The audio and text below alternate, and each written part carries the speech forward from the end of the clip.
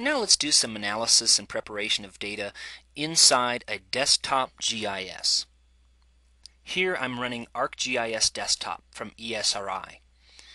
And one of the powerful things that you can do with desktop GIS is that you can make, or your students can make, customized maps depending on the topic of interest.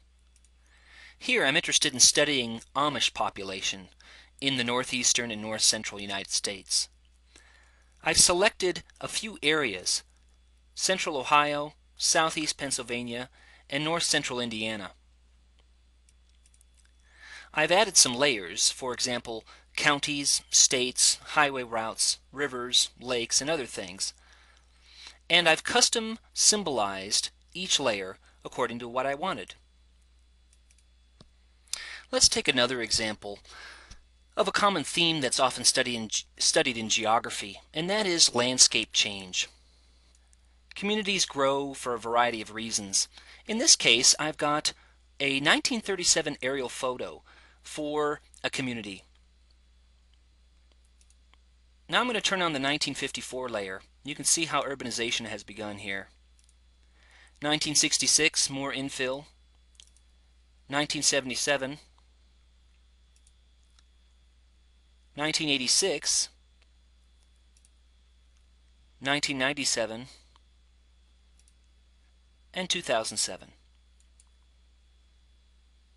I'm going to turn the layers off for a moment because what I'm interested in is actually going to the high school campus right here. In 1937, you had an irrigation canal running to the southeast and southwest of the high school. 1954 was when the high school was constructed. 1966, you can see the track and notice how it changes. 1977, track's still up here. The high school has expanded a bit. 1986, the track has been moved. High school has expanded a bit more. 1997, and finally 2007.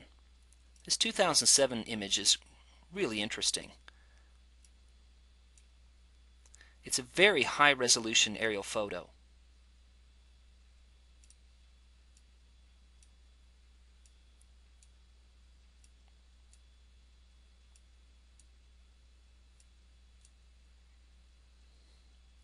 What are these features? Tennis courts, right?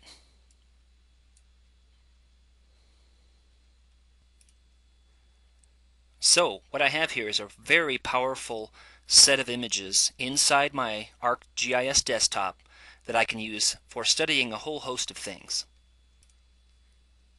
On a different scale now, let's take a look at county populations across the whole United States. I do have the whole United States here. Right now I'm just zoomed into the 48. But if I go ahead and zoom out, I can see Alaska and Hawaii in their proper positions. Not only do I have population from 2000 here, but I have population going all the way back to 1900.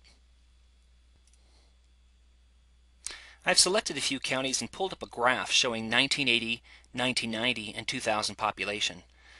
In these three counties in South Dakota and Nebraska, I can see that Todd County, which is the Rosebud Sioux Reservation, has increased in population while the surrounding counties have decreased. Why is that? Let's select a few more counties on the High Plains. Most of them have decreased in population, although there are exceptions. Let's take a look at other counties.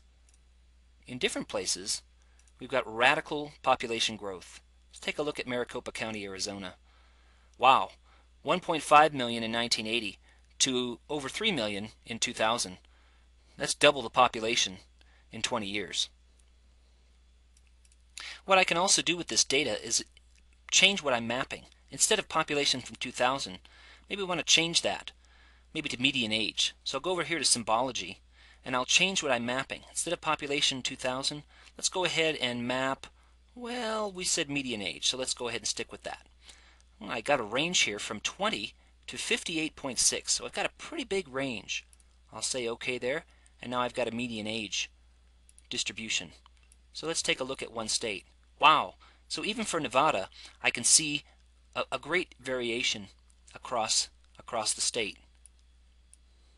I can start picking out trends and patterns and then ask why. There's really no end to the kinds of data that you could analyze in a GIS environment. In this case, I've mapped 1 month's worth of high and low temperature extremes for the United States. This happens to be in January 2009. You can see the lows in the 48 states, as you would expect, happened in the northerly latitudes. But there's also some lows down here. Why is that? Well, the elevation's higher. In Colorado, Wyoming, Idaho. So latitude matters, but also altitude matters. I have some lows up here in Alaska as well. In fact, some very severe lows. Minus 60 degrees F, minus 58 F. Interestingly, the lows in Alaska do not occur on the high mountain peaks. They are in the lowlands. As air sinks, we've got this basin northwest of Fairbanks. Air sinks into that basin. It is quite cold. Hawaii recorded some of the high temperatures for January. But would you expect Hawaii to have the any high temperatures in the nation, for example in July, August, and September? Where do you think the high temperatures are for the USA during those months? The high temperatures for January tend to be in Hawaii, Southern California, South Texas, and South Florida. One central theme of geography is change, and one thing that's always been changing since the Earth was formed is climate. Climate change is nothing new. It's been happening for a long, long time. The question is, right now, is how much are humans causing current climate variability? So let's take a look at 20,000 years ago. This is again with our desktop GIS. And I'm going to zoom in now. Wow. So the sea level was lower 20,000 years ago, right? A lot of that water was locked up into the big ice sheets. Here we've got today. Let's turn on the country outlines. What would the landscape look like if the sea level rose by 5 meters? Interesting.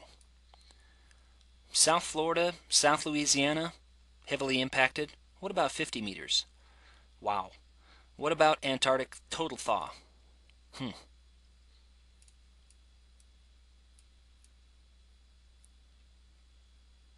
Let's say I want to know what those countries are. I can go ahead and turn on the labels. I've got multiple layers for the labels for the Bahamas because the Bahamas are strung out into so many islands. So let's go ahead and change our label properties quickly and say, you know what, remove duplicate labels. Okay. So the Bahamas would be heavily impacted.